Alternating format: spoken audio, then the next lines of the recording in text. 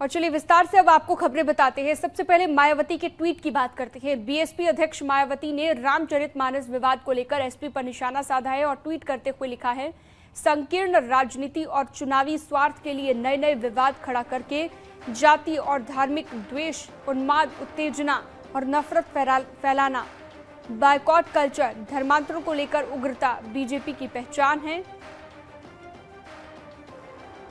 सर्वविदित है। लेकिन रामचरितमानस की आड़ में एसपी का वही राजनीतिक रंग रूप दुखद और दुर्भाग्यपूर्ण है।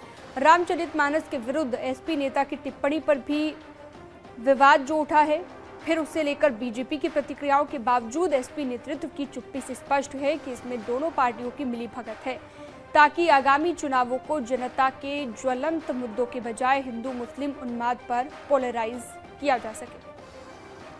ज्यादा जानकारी के लिए, बातचीत के लिए, ये जूस और आइसक्रीम शॉप चलाते हैं और हर महीने 3 लाख तक कमाते हैं। आपको शुरू करना है, इनसे सीखना है तो फ्रीडम ऐप को अभी डाउनलोड कीजिए। मोहम्मद शबाब हमारे साथ जुड़ गए हैं। मोहम्मद शबाब, दोनों ही पार्टियों को निशाने पर लिया है मायावती ने, बीजेपी को भी और समाजवादी पार्टी को भी। दोनों को ही इस तरह की राजनीति के लिए कहा गया है कि दोनों पार्टियों की मिली भगत है। लेकिन अभी तक जो नजर आया है, उनका ये कहना है कि समाजवादी पार्टी ने चुप्पी साधी हुई है। लेकिन अखिलेश तो बयान दे चुके हैं मोहम्मद शबाब इसे लेकर।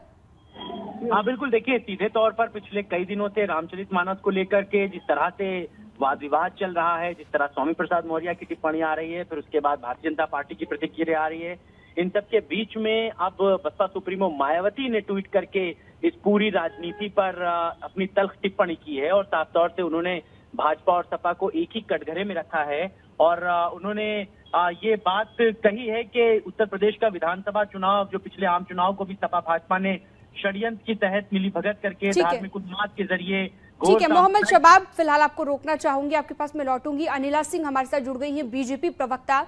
अनिला जी, स्वागत है न्यूज़ 18 पर आपका।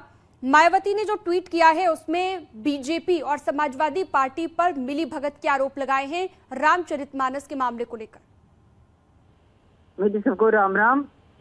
और अगर मायावती जी को ये लगता है कि भगवान श्री राम में अपनी श्रद्धा दिखाना भारतीय जनता पार्टी के लिए कोई नई बात है, तो शायद इनको अपने जो एक समझ, सोच और याददाश्त है उसको दोबारा से पुख्ता करना चाहिए।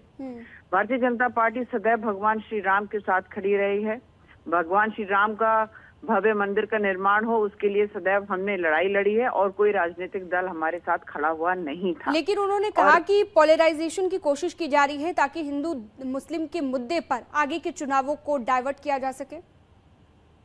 तो मायावती जी को समझाना चाहिए ना, अखिलेश यादव जी को, स्वामी प्रसाद मौर्य जी को, क्योंकि वो तो स्वामी प्रसाद मौर्य उनके साथ भी रहे हैं। भाई ऐसा मौका क्यों दे रहे हो? ना देना मौका। ये हमारे भगवान के ऊपर अपमानजनक टिप्पणी करेंगे, आपत्तिजनक शब्द बोलेंगे, हरकत करेंगे, हाँ उनकी रामचरितमानस की प्रतिलिपि जलाएंगे और हम चुप होकर बैठ जाएंगे। हम चुप होकर बैठ जाएंगे। तमाशा बनाया हुआ है समाजवादी पार्टी ने, अखिलेश यादव जी ने, स्वामी प्रसाद मौर्य ने। राजनीतिकरण करती होंगी मायावती जी, राजनीतिकरण करते होंगे अखिलेश यादव जी। भारतीय जनता पार्टी को भगवान श्री राम को लेकर कोई राजनीतिकरण करने की आवश्यकता नहीं है। वो हमारे इष्ट हैं। अपने इष्ट को, अपने आराध्य को कोई सड़क पर खड़े होकर उसकी बोली नहीं लगाता है। ये हो क्या रहा है इस भारतवर्ष में? सनातन का बारंबार अपमान क्यों हो रहा है? 80% की आबादी है सनातनी। लेकिन अनिला जी, एक बात यहाँ पर समझ नहीं आई कि बीजेपी को मिलीभगत के आरोप क्यों लगाए गए कि बीजेपी समाजवादी पार्टी के साथ मिली है इस मसले पर। ये थोड़ा सा समझ से बाहर है। क्योंकि मायावती जी खुद सनातनी नहीं है ना, तो सनातन का अगर अपमान हो रहा है तो उनको कोई कष्ट नहीं हो रहा है। वो सनातनी नहीं है। अगर है तो आए सामने, बोले भगवान श्री राम का अपमान नहीं होना चाहिए। ये क्या तरीका होता है कि मायावती जी बैठकर ट्वीट कर रही हैं कि राजनीतिकरण हो रहा है, राजनीतिकरण हो रहा है?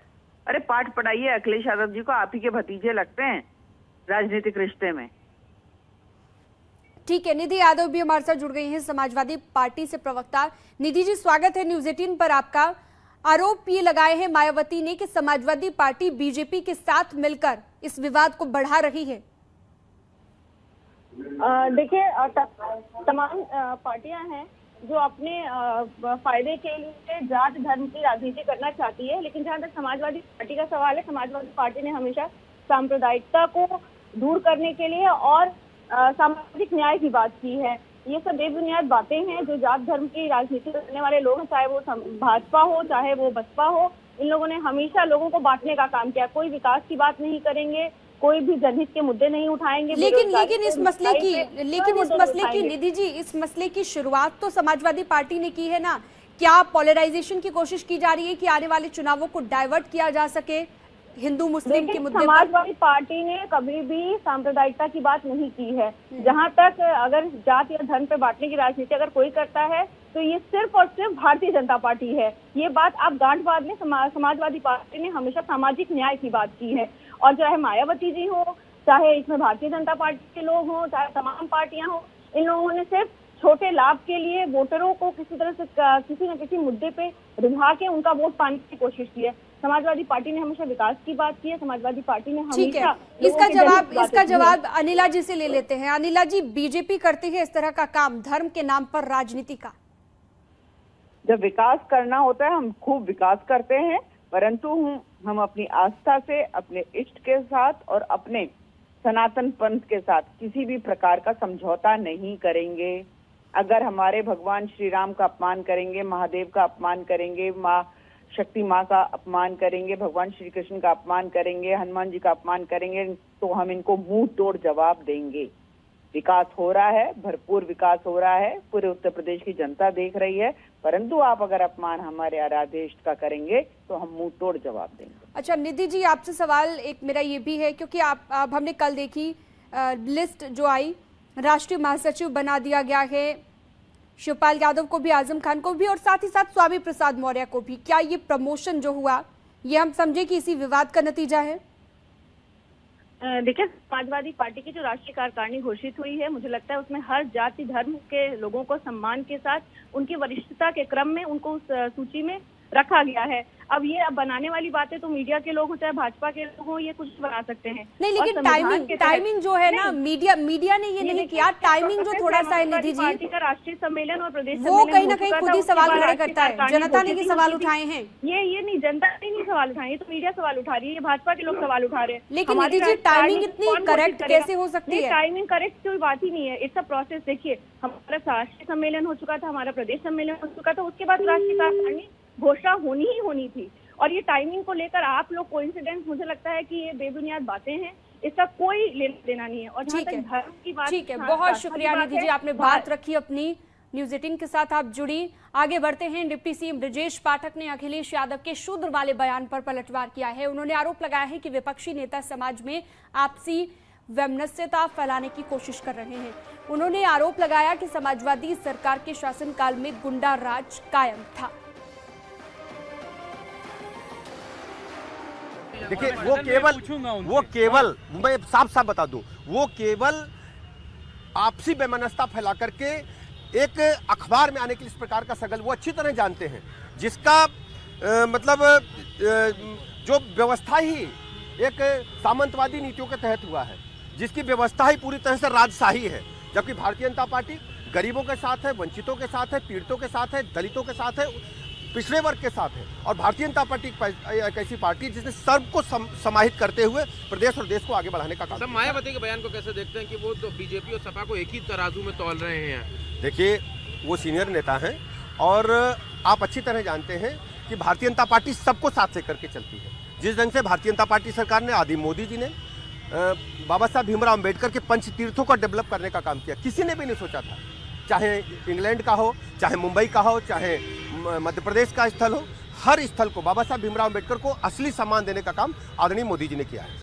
सिर्फ जाति धर्म संप्रदाय के आधार पर लोगों के बीच में वैमनस्यता फैलाकर वोट हासिल करने की जुगत में है। लेकिन प्रदेश के लोग जान चुके हैं कि समाजवादी पार्टी की सरकार जब जब सत्ता में रहती है, गुंडे, माफिया, मवाली, लुच्चे, लफंगे सत्ता पर काबिज होते हैं, इनको संरक्षण मिलता है।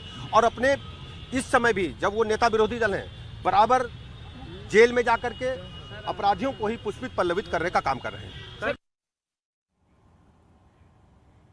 लखनऊ में रामचरितमानस फाड़कर जलाने के आरोपी स्वामी प्रसाद मौर्य के कथित समर्थकों पर एक्शन लिया गया है। पीजीआई थाने में 8 आरोपियों पर मामला दर्ज किया गया है। और धार्मिक भावनाएं भड़काने की धाराओं के तहत मामला दर्ज हुआ है। आरोपी अखिल भारतीय ओबीसी महासभा से जुड़े बताए गए हैं। आपको बता दें, रामचरितमानस की प्रतियां फाड़ने और जलाने का वीडियो सोशल मीडिया पर वायरल हुआ था।